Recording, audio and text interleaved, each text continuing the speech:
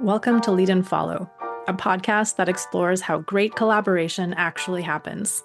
I'm your host, Sharna Fabiano, author of the book Lead and Follow, The Dance of Inspired Teamwork. And I'm pleased to bring you the latest research, insights, and learning methods to help you work together better with the people around you. I help founders, solopreneurs, and new leaders become great at collaborating because I've seen how much more becomes possible when people integrate their ideas, perspectives, and strengths in a practical way. To learn more about coaching with me and for a one-time discount on your first session, go to sharnafabiano.com/coaching and enter the promo code podcast. The link is in the show notes. And now, here's the episode. Hello, everyone. Today, I'm speaking with Tara Laidlaw, a longtime friend of mine who I had the great fortune of meeting, like many other amazing humans, through the tango social dance community. Tara has worked at the intersection of formal and informal education for nearly 15 years. She's served as program manager, instructional designer, frontline facilitator, and teacher trainer for organizations from coast to coast. Her specialty is place-based education, and she has used farms, forests, meadows, and mountains as her classrooms for learners of all ages. Tara's teaching experience also extends indoors into the dance studio, where she has taught ballet, tango, swing, and yoga. I am super excited to have her on the podcast today because we're going to explore the learning process and the human relationship with place and nature through the lens of leading and following. Tara, I'm really looking forward to this. Welcome to the podcast. Thank you so much. I'm so excited to be here. Wonderful. I'd like to start by asking you to say a little more about your specialty, the place-based education. Maybe you could share with listeners what that means for you and how you found your way into that particular area of learning. Yeah, absolutely. Place-based education means a lot of different things to a lot of different people. But for me, it's this idea of placing students' learning in the context of a place where they live or a place where they have visited. It's using the real world as a classroom and as a kind of node for connecting all of the content that students are learning. And I have found that to be super, super valuable because when you use a place, a physical, real place as this kind of focus for learning, there's like a built-in reason for students to care.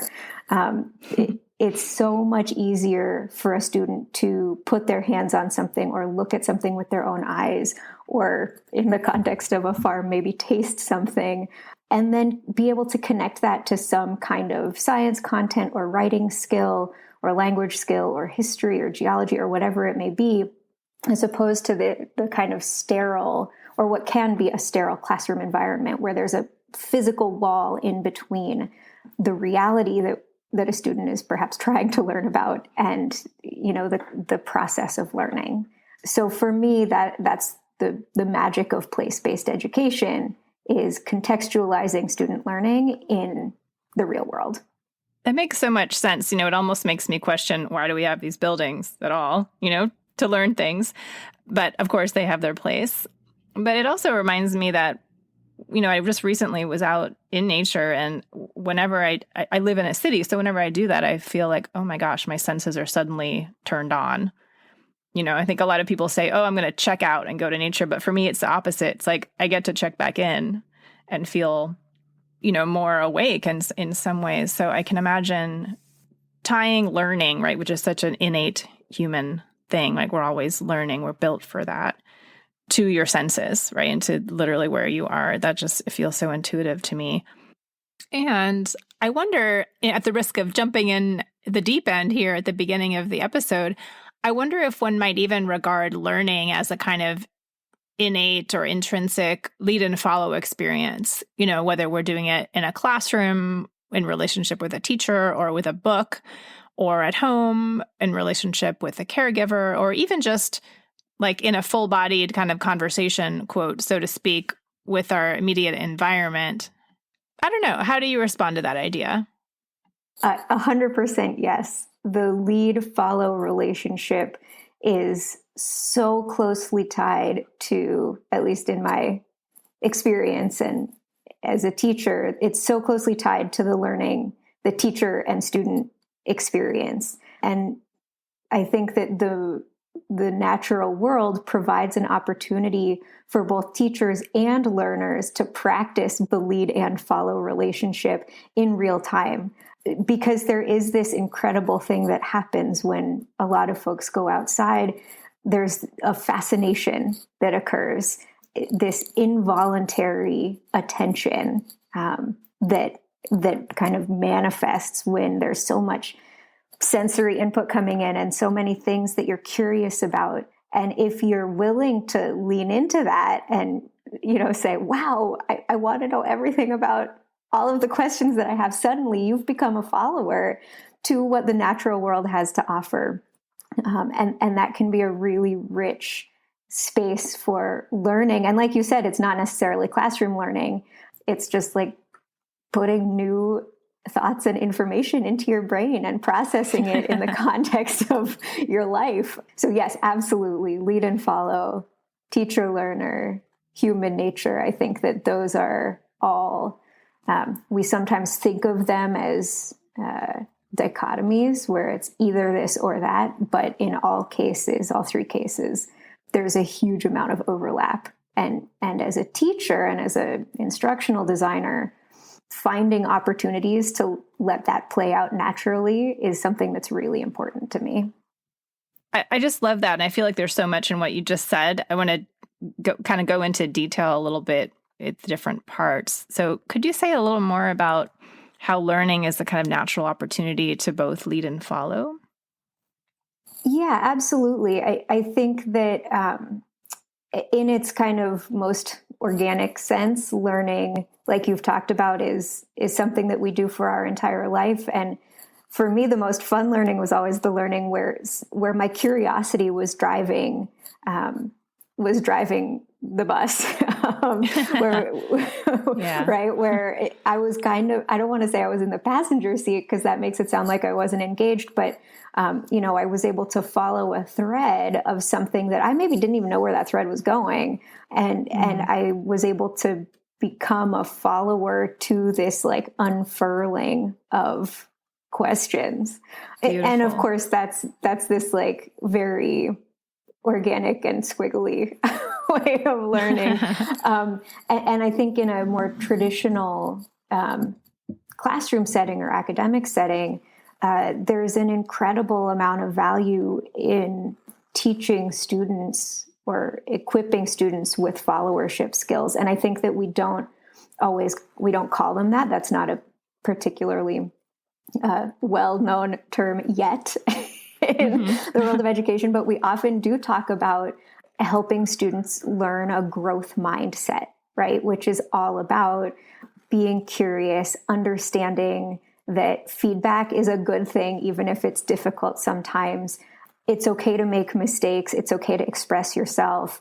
You are not born with an innate capacity for whatever subject. You can grow. You can become more skilled. And that's something that has become more recognized in the world of education of late.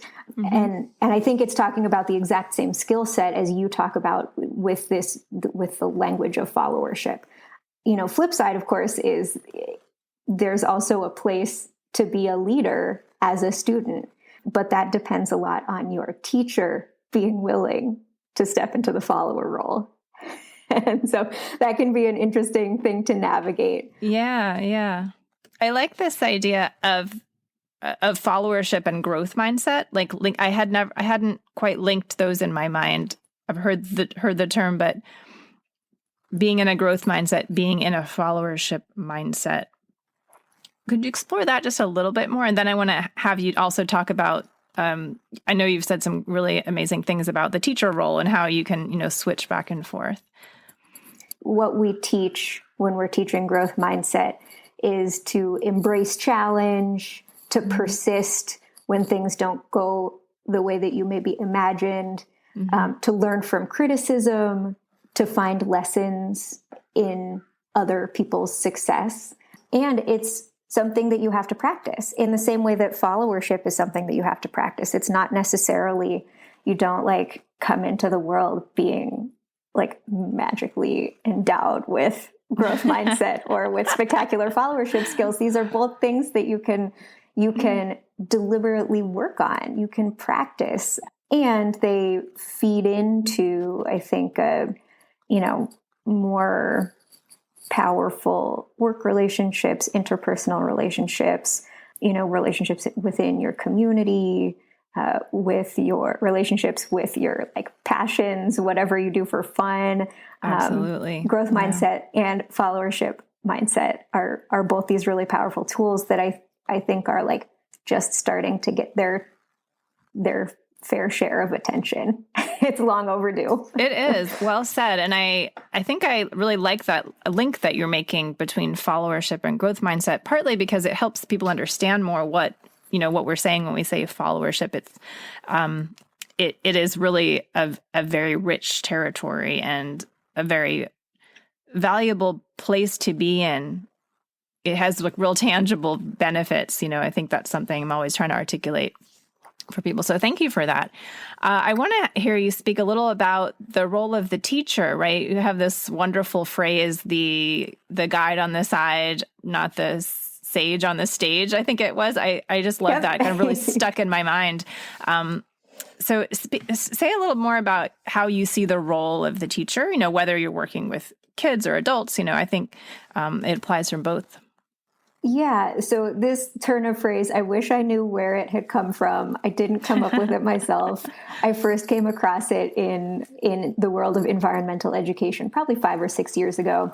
And it's this idea of encouraging teachers or facilitators to really be the guide on the side rather than being the sage on the stage. Mm-hmm. And the sage on the stage is kind of the traditional vision of the teacher, right? Like you're up on the thing, you're behind the podium with your big screen, and you're like, you know everything about everything, and you're on the stage and everyone's looking at you.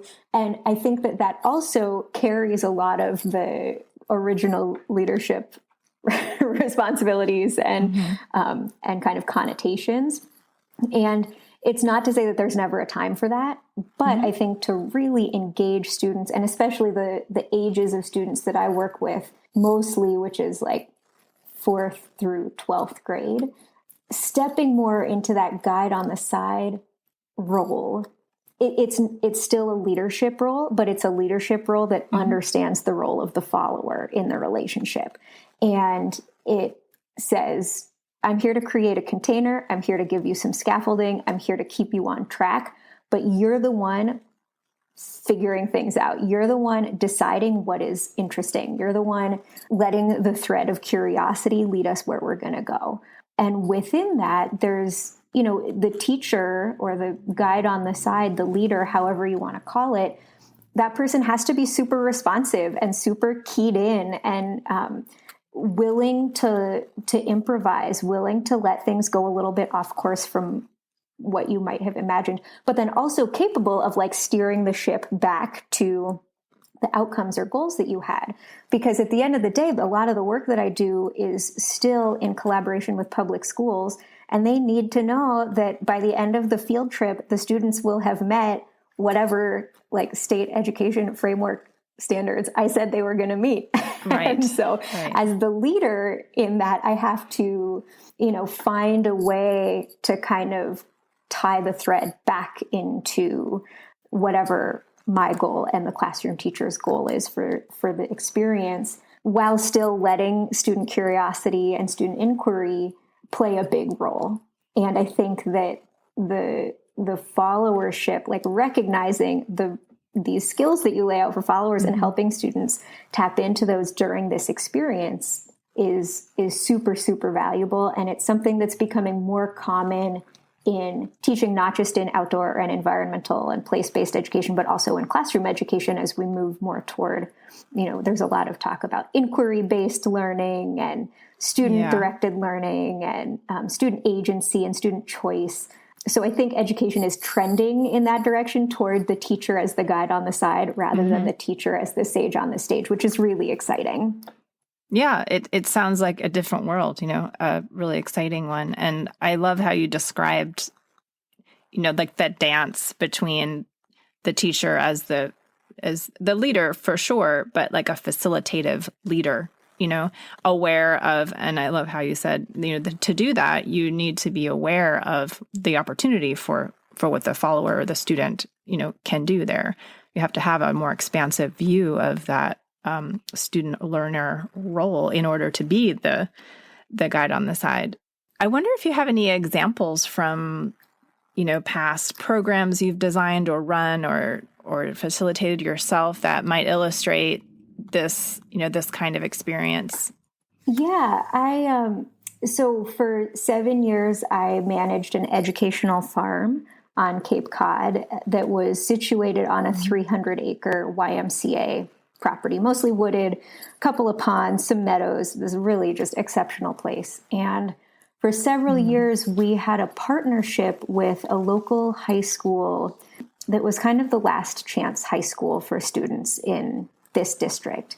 These were students who had been kicked out of their other schools, kids with pretty severe social, emotional, behavioral disorders. These kids really, really struggled in a traditional classroom setting. And for this program, these students came to us for all of their science education, and we were able to condense, they needed X number of science hours every quarter. And so they came to us for a week out of every quarter, and we just packed in their science. We just did exclusively place-based science in the context of this 300-acre property. And we had to be incredibly flexible. We had to be incredibly adaptable.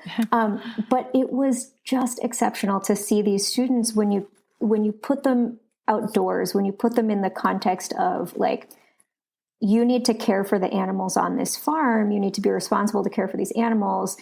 Because if you want to have scrambled eggs for breakfast tomorrow, the chickens need to be doing well enough to be laying their eggs. And the onions need to be doing well enough that you can harvest an onion. So there was this direct link between the place and what they were eating, which for teenagers is the best link that you can make to food. Food, right. Always food. But, we listened when they said either verbally or non-verbally what they were interested in. And we found that the farm was an incredible place for them to spend time. So we ended up developing an entire high school biology course around the farm. We talked genetics by looking at the ram, the ewe, and the lambs, and what colors were they. We talked plant biology by planting seeds, and then over the course of the year, tracking what happened to the plant and how did it reproduce and where did it fit into this ecosystem. And by letting the students again, we had a container. We knew where we needed to get by the end of the year, which was for them to pass their high school exit exam in biology. But within that container, inviting the students to have an active role in kind of determining how we taught that content was incredibly valuable. And granted, this is a small sample size. These were small classes, but before this program, the pass rate for students in that high school exit exam in biology was about 40% among students at this high school. And after the program, it was closer to 90%. Incredible. And so I think there's something to be said for taking kids outside, contextualizing the learning in a place that they care about, and letting them be curious and saying, oh, you're curious about that? Okay, let's figure out how we can teach mitosis and meiosis in the context of whatever it is that you're curious about. So that was an incredibly rewarding thing to do, and to also then see these students growing, not just academically, but socially, for having had adults in their lives who were willing to lean into that lead follow role. Because I think there's also sometimes a tendency for adults to just assume that they're the leader at all times without considering what younger folks might have to offer in a relationship, and letting students have some real life experiences and honoring that they came to the table with lots of experiences that are unlike anything I will ever know, and letting them have agency. I think that was incredibly valuable, both for their personal development, their social development, and also their academic development. Yeah, absolutely. Man, what an amazing story. That just sounds like such a rich, creative experience, like both for the teachers and for the students. Thanks so much for sharing that. I want to ask you actually a bit more about farming since you brought it up. Since the book came out, I've been really trying to think more expansively about leading and following and where else can this help us, in our world. And I want to ask you what you think about the relationship between humans and land in the context of farming. Do you see leading and following as a dynamic there? Or, do you see the opportunity to partner, with land in that context as a useful framework? Absolutely. And I think, to compare with education more broadly, where the teacher or, the person that I'm representing is pretty firmly in the leader role. I think that in the context of farming, sustainable farming that is regenerative, non-extractive, it is pretty crucial for the farmer to be both a leader and a follower, almost in equal measure. But it's not to say that, of course, when you're farming, you have a goal of growing food and you have a budget and you have space constraints and you have water constraints and whatever it may be. But, thinking about the monoculture situation that takes up a lot of the middle of our country, that is a case where the farmer is the leader, period.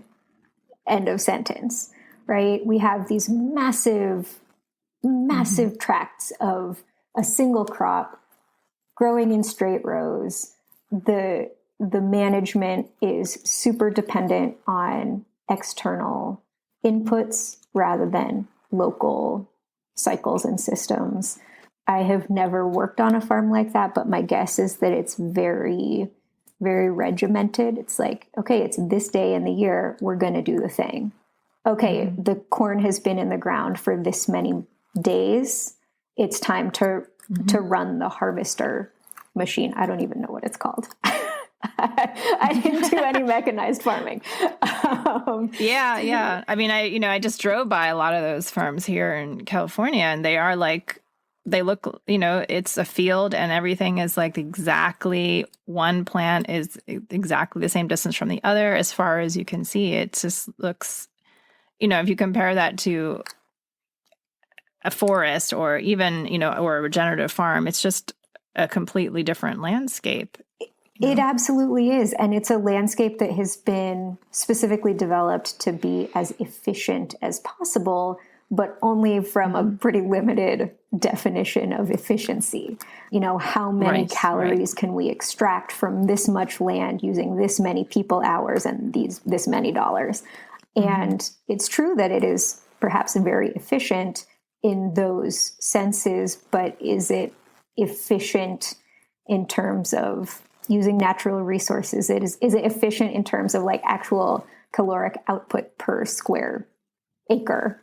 My sense is that leaning into those regenerative farm practices, things like permaculture, polyculture, where you have multiple crops growing together in one bed, they're less efficient in terms of the people hours that go into it, because you can't just run a big harvester machine down the row, because every corn cob doesn't mature on the same day. Every corn cob isn't going to be at exactly the right height for the machine to come by and scoop it up.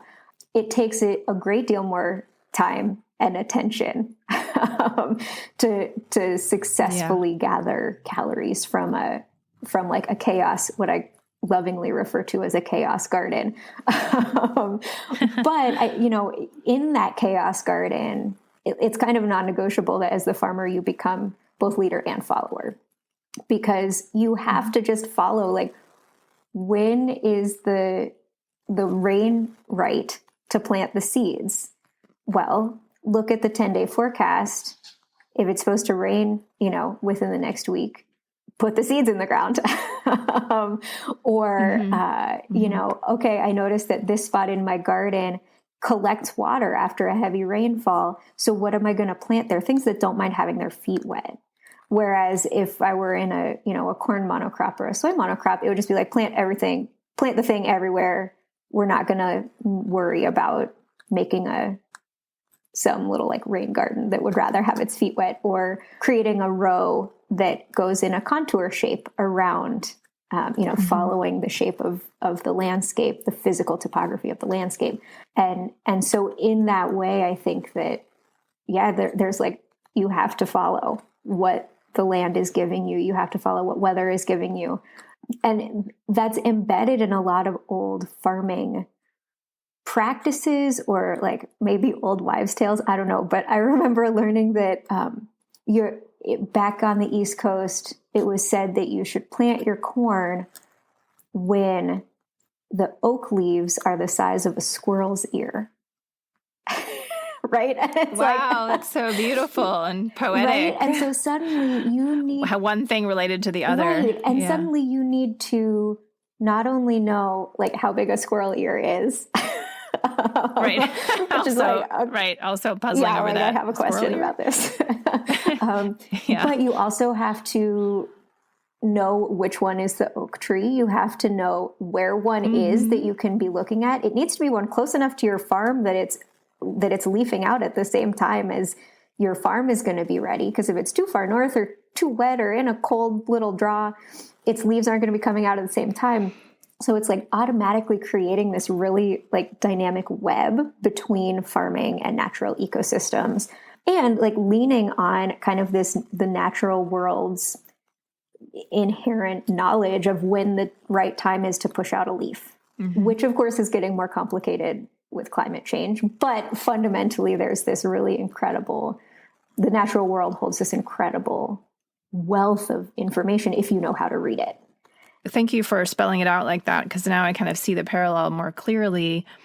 In sustainable farming is by nature a balance of lead and follow, like a dance with the land. It just can't be any other way. And the respect, I guess, is what I'm looking for, the acknowledgement of the wisdom that is in the land, or in, the cycle of seasons, or in, these shifting timings, right? That might seem like to a contemporary brain to be like, well, that's not efficient, rain at the same day, every year. But, the wisdom in the shifting itself, right, is something to be honored. And that's like the leader honoring the follower, is like, there is another partner here. There's another person in front of me on the dance floor. There's employees here in my company. There are students here in front of me, and all those followers have intrinsic value, knowledge, their own creative path, however you would just describe that. And to honor that is to be in the dance of lead and follow, whether you're with a student or with a farm. And there's no denying that, for me. And we've seen, I think, the tragic danger of not acknowledging that wisdom of the partner. We'll just say in monocropping, right? We're like stripping the soil, right? We're causing the warming of the planet. And so this is clearly not a good thing to keep doing, right? We just now, I think, struggling to figure out how to shift, right? When we've invested so many decades, right, in this unsustainable, quote, efficient practice. It's been really fun for me to use your framework of this language about leading and following to better understand these relationships, because I always knew it was a two-way street to be a teacher. I always knew it was a two-way street to be a farmer. But this language has proven incredibly valuable for me when I'm talking about, like, no, really, this is important. And here's why. Yeah, thank you. Thank you for that. I'm finding myself really reflecting on your point about it being slower and about it requiring more effort. There's something in me that I think really wants to emphasize that it's worth it. Like, okay, we might say it's more effort, more time than this other model, but that's not like the only metric we want to use, right? Like, okay, yeah, some things do take more time for a good reason. It takes more time to make a beautiful piece of art than it does to make a 2-second scribble drawing, but it's worth it, right? There's value there. It takes time to make a strong friendship, a strong community. Like, those things are also very essential and valuable to us. So I guess I just want to encourage us to remember, just because something might take more time or effort, it doesn't mean that it's that is like a downside. Right. Not at all. And I think that our culture so values efficiency, specifically time efficiency and getting stuff done by the deadline, that it can be really hard to loosen up on those reins. But you're absolutely right. That isn't the only metric of success. Getting it done, by whatever date is not the only metric of success. And I would even argue that, if you are willing to let it take time, if you're willing to let these relationships grow and unfold and strengthen over months or even years, in the case of farming, the long-term yield from those has the potential to be much higher. Like in the permaculture model, it's an incredibly labor-intensive thing to start up a food forest, or, where first of all, when you're starting a permaculture project, you're supposed to spend a year just observing the land. Just observing, just learning, like where does the sun go? Right. Where does the rain collect? Following. You're following for the first year. Yeah. And then most of what goes into a permaculture garden is perennial plants, which are plants that gardeners often say the first year they sleep, the second year they creep, and the third year they leap. And so you're waiting until now we're up to year 4 for some of your plants to be really jumping into robust growth. But, you're doing all of this like labor intensive, like weeding and pruning and super carefully planting all the things and watering them so the taproot gets deep enough to get down to the, groundwater without rain and whatever. And then there's this incredible drop off of labor to maintain a permaculture food forest or permaculture, garden after it's established. And so investing in that relationship, investing in the time up front, then it can yield this incredible, rich, dynamic thing that is then sustainable long-term without a huge amount of input. So I think in the same way that teaching a student growth mindset takes a lot of work up front, and then you get to step back and watch them fly. Love it. Yeah. And that just brings it back to that question of what is efficient really? The sort of short-term thinking of efficiency versus a long-term idea of efficiency is so much more powerful. If you just look forward, you're like, wow, there's no question. Obviously, that is more efficient to invest this work, up front for this long-term sustainable outcome. So I love that you're questioning, that argument of efficiency. Really appreciate that. I have one more item on my list here, Tara, that I wanted to ask you about, especially since we've just widened the conversation to include human relationships with land, which I really love. I'm curious if all of the previous work that you've done has influenced how you're now looking at the concept of land stewardship and land conservation in your current role at the Southern Oregon Land Conservancy.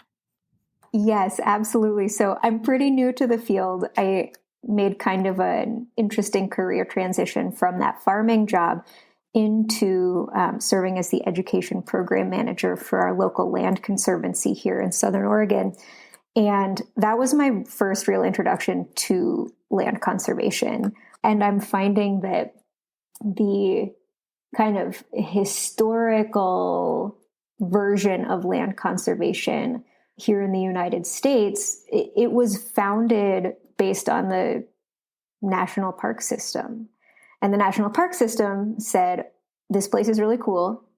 We are going to remove all of the people from this place, the indigenous people who have been here since time immemorial, working in partnership in the dance with the land. And we're going to put up a fence, and then we're going to make sure that this land never changes, period. Which is like, it sounds so ridiculous, when you say it that way. Oh my gosh. It's outrageous. And it was a real heartbreak to recognize that this is, I thought that John Muir was the coolest. And it turns out that he was not the coolest. Yeah. And so there's this reckoning within the conservation world, within the conservation field of how do we do better? how do we repair relationship with the land? How do we repair relationship with indigenous folks who were forcibly removed from the lead-follow relationship that they had cultivated for thousands and thousands of years? And I think that a really unfortunately visible example of this is the way that we treat fire on the land. Because part of the vision for the national parks or for the national forests or whatever it was that we were, protecting and conserving, quote protecting, right. not protecting.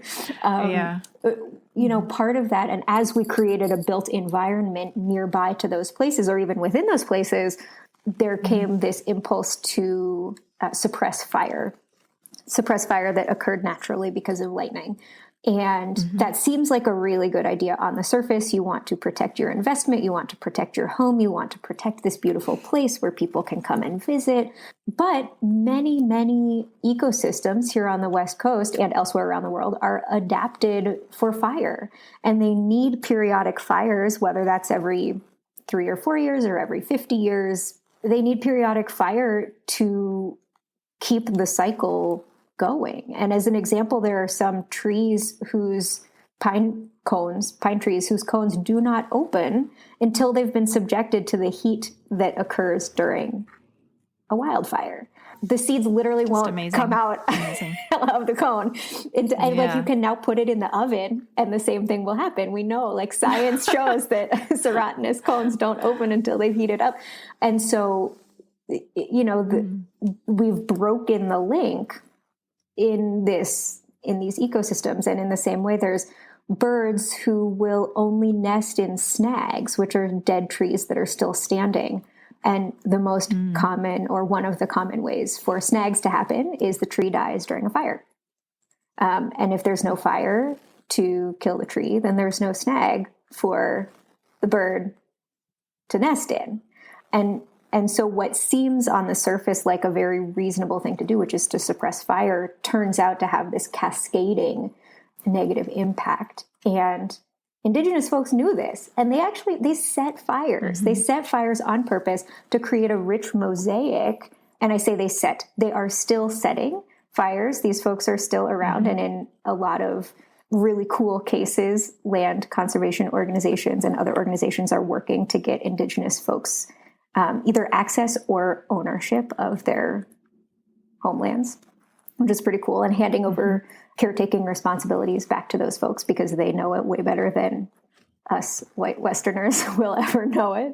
And it's really, really exciting to hear about. Yeah, it's super cool that we're cluing in, and it's also super frustrating that Indigenous folks have known about this literally forever.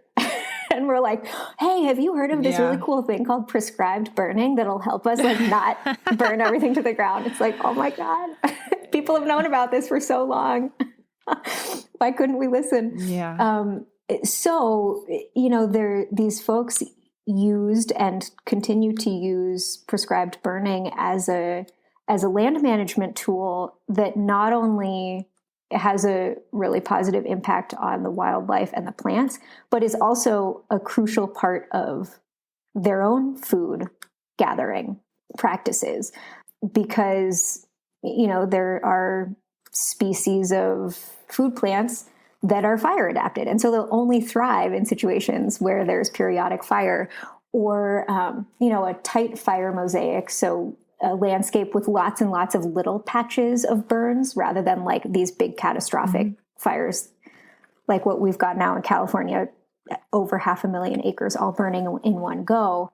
A smaller fire mosaic encourages biodiversity because different organisms like to live in a freshly burned patch compared with a patch that burned 3 years ago, compared with a patch that burned 10 years ago. And so suddenly, if you're relying on biodiversity for your food, it's crucial to have all of the species living nearby or somewhere nearby. And so burning a small or a tight mosaic can yield that.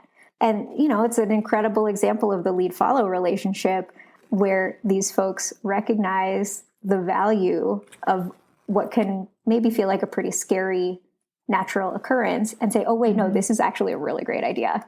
Let's make sure that we keep doing this thing. Yeah, it kind of takes me back to just honoring the wisdom of the follower, whether the follower is the land or, another person is like, okay, let me not judge this, based on my one perspective, that it seems bad to me, but it's happening. It's happening naturally through lightning in many cases. There must be some wisdom in it. And I can observe that wisdom and work with it, right? That is, as you're saying, just such an elegant, powerful example of lead and follow. And what happens when we don't do that, right? Not so good things. Right. Yeah. And it makes me think about, in farming, I think that the farmer is still like on the balance in the leader role. But in land conservation, I wonder if the people don't fall more on or shouldn't fall more on the follower role. It's not to say that there's never moments to step into a leadership role.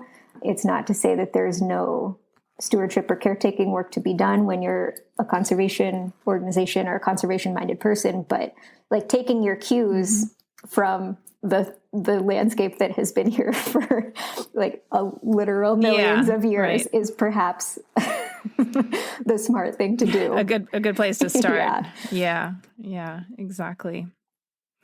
Well, this is just wonderful for me to expand my own thinking around. And I just so appreciate you kind of sharing your wisdom and your observations to look at leading and following as this dynamic, all around us. I mean, I think this is one of the most pressing, questions of our lifetimes. And I hope this episode kind of helps people think about it more broadly. Before we wrap up, Tara, is there anything that's on your mind that you'd like to share, that you'd like to leave listeners with? Just that, leading and following is literally everywhere. There's always an opportunity to explore what that means and what it looks like. And I think that, just like the growth mindset, the more you practice it, the better you become. And I think, at least for me personally, as I have identified more and more opportunities to practice active followership and also active leadership, and like thinking about the interplay and thinking about the overlap and thinking about like really where is it appropriate for me to be leading and really where is it appropriate for me to be following, it has been just so powerful to see that it's everywhere, to see that it's not just on the dance floor, it's not just in the office, it's actually everywhere. So go out there and like get yourself some place-based education about leading and following. Thank you so much, Tara. I really, again, appreciate all that you've shared and look forward to continuing the conversation. Thank you so much, Sharna. It's just a pleasure to chat with you about this.